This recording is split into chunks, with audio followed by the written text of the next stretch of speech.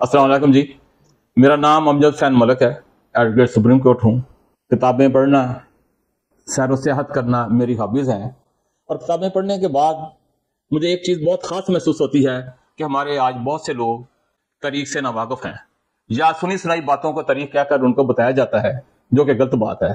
इसलिए मैंने सोचा कि लोगों तक तारीख़ के वाक़यात, तारीख़ की बातें पहुँचाने के लिए इस जदीद मीडिया का सहारा लिया जाए, ताकि लोगों को आसानी से तारीख़ की बात बताई जा सकें। अदरवाइज तारीख़ की किताबें इतनी बड़ी हैं कि आज शायद मसरूफ़ बच्चों को इतना वक्त ही नहीं है कि इतनी बड़ी बड़ी किताबें, इतनी ज़्यादा जिल्दों को वो पढ़ सकें। तो इसलिए मैंने अपने तौर पर कोशिश की है कि इन सारी चीज़ों को सम अप करके मुख्तसर तौर पर बच्चों को बयान की जाए, ताकि उनके सामने एक रोशनी जो किताबों में है, जो कि ज़िंदगी हाल माजी से बनता है और हाल से मुस्तकबिल का तयन किया जाता है। इसलिए मैं समझता हूँ मुसलमानों की तारीख, दुनिया की तारीख, पाकिस्तान की तारीख जानना हमारे लिए ज़रूरी है। इसी से हमें पता चलेगा कि हम ज़िंदगी में अगर आगे नहीं बढ़े तो उसकी वजूद क्या आती थी, और आगे बढ़ना है तो इसके लिए हमें कौन से रवैये अख्तियार करना होंगे जो हमें अच्छी मंजिलों पर ले जा सके। आपने पूछा है कि मुसलमानों और ईसाइयों का आपस में शुरू से कैसा तल्लुक़ है।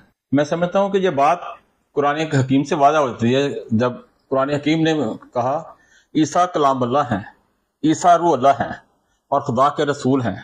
उनकी पैदाइश अल्लाह का मोजज़ा है और उसकी कुदरत का इजहार है, जिन पर अल्लाह की किताब अंजील नाज़िल हुई, और हर मुसलमान के लिए अंजील पर ईमान लाना, हज़रत ईसा अलैहिस्सलाम को अल्लाह का रसूल मानना फ़र्ज़ है।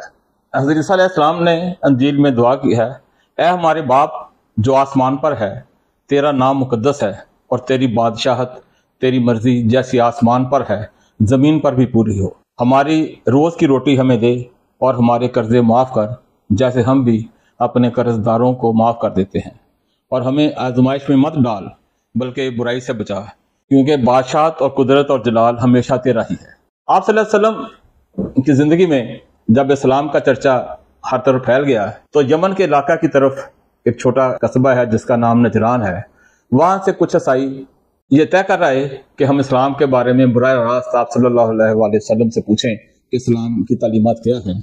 जब वो मक्का मदीना पहुंचे तो बड़े खास लिबास में, खास सवारियों पर थे, जिनको देखकर अहले मदीना हैरान भी हुए। उस वक्त तक मदीना में मस्जिद नबी ही एक ऐसी जगह थी जहां पर आप सल्लल्लाहु अलैहि वसल्लम बैठकर सारे मामला तय किया जाते थे।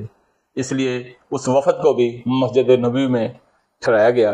वहां पर ही उन्होंने आप सल्लल्लाहु अलैहि वसल्लम से इस्लाम के बारे में बातें सीखना शुरू की, जानना शुरू की। तो आप सल्लल्लाहु अलैहि वसल्लम ने बातों के दौरान देखा कि वो थोड़ा सा परेशान नजर आए। तो आपने उनसे पूछा कि क्या प्रॉब्लम है। तो उन्होंने कहा प्रॉब्लम कोई नहीं, हमारी इबादत का टाइम हो गया है। तो आप सल्लल्लाहु अलैहि वसल्लम ने कहा कि ये तो कोई प्रॉब्लम नहीं। सहाबा किराम से कहा कि आओ हम एक तरफ हो जाएं और ये लोग यहाँ पर अपनी इबादत कर लें। इस तरह से नजरान से आने वाले ईसाइयों ने मस्जिद नबी में ही अपनी इबादत की। वो मस्जिद नबी जो दुनिया की सबसे मुकद्दस मस्जिद है, और वो हस्तियां सहाबा किराम जिन्होंने की इस्लाम के लिए बहुत कुर्बानियां हैं, उनकी मौजूदगी में ही ये सब हुआ।